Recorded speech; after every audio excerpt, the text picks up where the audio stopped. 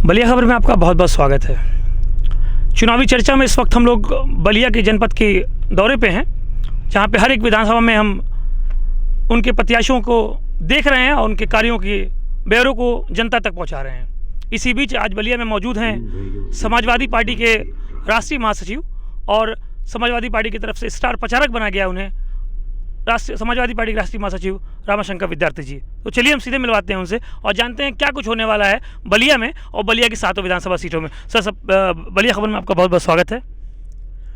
बहुत बहुत धन्यवाद। और बलिया जनपद की सारी सीटें बलिया जनपद की जनता समाजवादी पार्टी को जिताकर खाते में डालने जा रही है। इस वक्त हम लोग मौजूद हैं बांसडीह विधानसभा में, जो कि नेता प्रतिपक्ष राम गोविंद चौधरी जी की सीट है। तो क्या लगता है इस सीट के अलावा, इस पे पहले हम इस पे बात करेंगे, उसके बाद बाकी 6 विधानसभा सीटों की बात करेंगे। क्या लग रहा है बांसडीह में? बांसडीह विधानसभा हम लोग जीत चुके हैं। आप ये बताइए, केवल बांसडीह विधानसभा में राम गोविंद चौधरी जी ही नहीं जीत रहे हैं, संपूर्ण जनपद के सारे प्रत्याशी हमारे जीत रहे हैं। और इस चुनाव में जनता ही चुनाव लड़ रही है। इस चुनाव में केवल अखिलेश यादव और राम गोविंद चौधरी जी नहीं जीत रहे हैं, बल्कि इस देश का किसान जीत रहा है, महंगाई से त्रस्त जनता जीत रही है, सारे कर्मचारी जीत रहे हैं, रोजगार सेवक जीत रहे हैं, आशा कार्यकर्त्री जीत रही है, अनुदेशक जीत रहे हैं, छात्र जीत रहे हैं, बेरोजगार जीत रहे हैं, गरीब जीत रहे हैं। तो जिसको जिताने के लिए इतने लोग लग जाएं तो परिणाम तो सामने आएगा। और भारतीय जनता पार्टी की बौखलाहट बता रही है कि समाजवादी पार्टी सारे चरण जीत रही है। आपको समाजवादी पार्टी ने स्टार प्रचारक बनाया है, तो आप हर विधानसभा में जा रहे हैं, डोर टू डोर कैंपेन कर रहे हैं। क्या लग पा रहा है जनता का मूड कैसा है इस बार? जनता का मूड पहली बार मैंने देखा कि इस बार जनता खुद चुनाव लड़ रही है। वह सवाल कर रही है कि अब आप 5 किलो राशन देते हैं और हमारे खेत सांड से चरा रहे हैं। जनता ये कह रही है कि वो कैसे 225 रुपये वाला कड़ू का तेल खरीदें, 1000 रुपया में गैस सिलेंडर कैसे हम भरवाएं। जनता यह पूछ रही है, इतनी महंगाई है कि सारे लोग मजदूर बेरोजगार हो गया है। तो जनता डोर टू डोर के कैंपेन भी मैंने किया और हम लोगों के आशा से अनुरूप और अपेक्षा से अधिक वोट समाजवादी पार्टी को जनता देने जा रही है। बलिया में समाजवादी पार्टी को किस स्थिति में आप देखते हैं इस वक्त? बलिया की सारी सीटें जीतेंगे और भारतीय जनता पार्टी खुद अपने जाल में फंस गई। वो बैरिया में फंस गई, बलिया में फंस गई। ये वो लड़ नहीं सकते थे, तमाम लोगों के टिकट काटे और उनका विद्रोह वो नहीं रोक पा रहे हैं। तो भारतीय जनता पार्टी को तो ने बलिया को तो कुछ दिया नहीं। हमने तो यहाँ यूनिवर्सिटी दिया, हमने पुल दिया, हमारी सरकार ने यहाँ सुकून दिया, चैन दिया। और भारतीय जनता पार्टी ने तो बलिया को कुछ नहीं दिया। एक हाईवे था, उसे भी रोक दिया गाजीपुर तक, और केवल घोषणा करते रह गए। इसलिए भारतीय जनता पार्टी का छोटा नेता छोटा झूठ, बड़ा नेता बड़ा झूठ और सबसे बड़ा नेता सबसे बड़ा झूठ बोल रहा है। तो भारतीय जनता पार्टी को तो बहुत नीचे जाना है, ये तय जान लीजिए। और बलिया जनपद की सारी सीटें समाजवादी पार्टी जीतेगी और भारी बहुमत से जीतेगी। ओम प्रकाश राजभर जी और रालोद के आने से समाजवादी पार्टी कितनी मजबूत होती है दिखाई दे रही है प्रदेश में? देखिए, आप देखे होंगे कि हमारे नेता माननीय अखिलेश यादव ने 2 बार बड़ा गठबंधन किया था, 2, लेकिन हम लोगों से चूक हो गई। उसका फायदा मिला था? उसका फायदा नहीं मिला। इसलिए नहीं मिला कि हम भाजपा में गए वोटों से समझौता नहीं कर पाए। लेकिन इस बार हमने जयंत चौधरी से समझौता किया, भाजपा में गए वोट से समझौता हुआ। केशव देव मौर्य, स्वामी प्रसाद मौर्य के आने से भाजपा में गए वोट से समझौता हुआ। दारा सिंह चौहान को, केशव प्रसाद मौर्य तो अभी भारतीय जनता पार्टी में, स्वामी प्रसाद मौर्य, केशव देव मौर्य महान दल के नेता हैं, जो उनका पश्चिम में हमारा गठबंधन हुआ है। हम उस केशव मौर्य की बात नहीं करते हैं जो मुख्यमंत्री बनते बनते स्टूल मंत्री बन गए।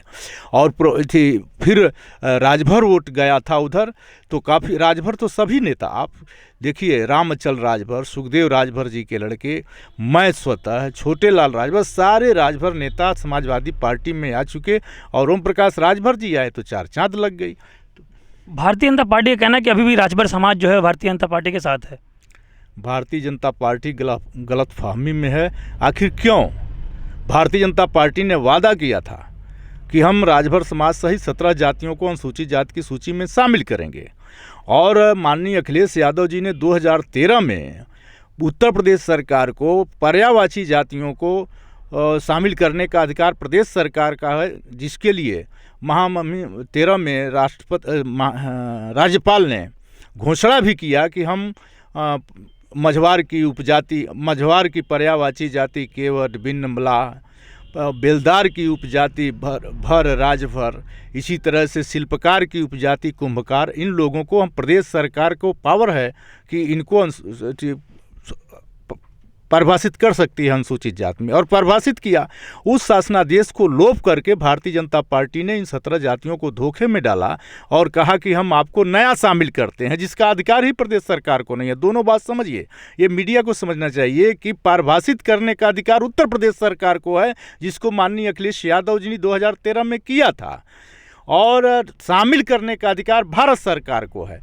तो भारतीय जनता पार्टी ने इनको रोकने के लिए नया शासनादेश किया कि हम शामिल करते हैं, जो भारत सरकार के अधीन है। तो प्रदेश और देश दोनों की सत्ता इनके पास है।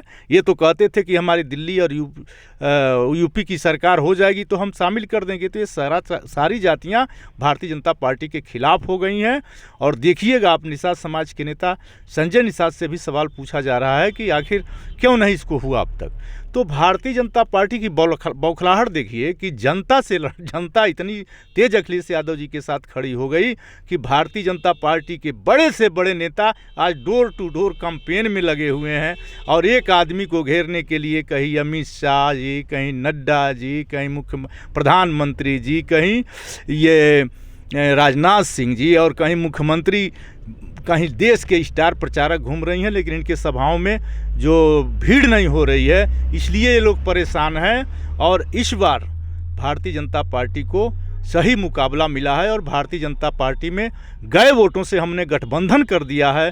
जो झांसा देकर जो वोट भारतीय जनता पार्टी अपने अंदर ले गई थी, उसको हम लोग वापस ला लिए हैं, इसलिए हम जीतेंगे। योगी सरकार के 5 साल को आप किस प्रकार से देखते हैं? कुछ हुआ नहीं तो क्या नंबर दिया जाए। आप देखिए, सरकार बनते ही मुख्यमंत्री जी ने कहा था कि हम गड्ढा मुक्त करेंगे, और हम जहाँ भी जा रहे हैं गड्ढा मुक्त सड़कें आज नहीं हुई। तो गड्ढा मुक्त सड़क जो नहीं कर सका, जो मुख्यमंत्री नहीं कर सके 5 साल में, उनसे क्या अपेक्षाएं की जा सकती हैं। ठीक उसी तरह से अगर ये काम किए हैं तो अपने काम पर 12,000 वाले शौचालय पर वोट मांगे। 400 रुपया सीमेंट का दाम, 6,000 रुपया छड़ का दाम, 100 रुपया फीट गिट्टी हो गई, 1,20,000 में घर बनवा रहे हैं। क्यों नहीं उस पर वोट मांग रहे हैं? ये क्यों नहीं उस पर वोट मांग रहे हैं जो इन्होंने विकास किया? अगर विकास नहीं किया, ये तो बस ये कही बात इनकी है, अयोध्या, मथुरा, काशी, इसी पर जा रहे हैं। आप ईमानदारी से पूछिए, भारतीय जनता पार्टी के लोग घूम घूम के कह रहे हैं कि मंदिर हम बनवा रहे हैं। मंदिर सुप्रीम कोर्ट बनवा रहा है कि ये बनवा रहे हैं? मंदिर तो सुप्रीम कोर्ट बनवा रहा है। तो इनको केवल यही काम है कि 56 इंच का सीना है और झूठ बोल के जीना है, और झूठ बोलने को जनता अब समझ गई है। आखिर में समाजवादी पार्टी की इस विधानसभा चुनाव में कितनी सीटें आ रही हैं? अब देखिए, हमारे जो रिपोर्ट आए हैं उस रिपोर्ट के मुताबिक हम 4 चरण तक 200 पार कर लिए हैं, और जिस दिन 7वां चरण होगा, 7वां चरण होते होते हम 350 पार जाएंगे ही जाएंगे, और अकेले समाजवादी पार्टी की सरकार बनेगी, और गठबंधन के साथियों से उसमें सोने में सुहागा होगा। बलिया खबर के माध्यम से आप बलिया के वोटरों से क्या अपील करना चाहेंगे? बलिया जनता से अपील करना चाहता हूँ कि 12 बजे रात को आप अपना खेत रखा रहे हो साढ़ों से, और ये द्वाबा का क्षेत्र है, तो जो जनता 12 बजे रात तक खेतों में रह रही है, जिनको अपने घर में होना चाहिए, तो वो भगाना चाहते हैं इनको। मैं आपसे कहना चाहता हूं, हमारी सरकार बनेगी तो बलिया के नागरिक भाइयों, बलिया के सारी सम्मानित जनता से मैं निवेदन करता हूं कि इस बार जाति धर्म से ऊपर उठकर आइए विकास के रास्ते चलें, बलिया के विकास के रास्ते चलें, बलिया के सुकून के रास्ते चलें, ताकि बलिया के भारतीय जनता पार्टी के बड़बोले नेताओं का सही मुकाबला हो सके। बलिया खबर से बात करने के लिए बहुत बहुत शुक्रिया। बहुत बहुत धन्यवाद आपको।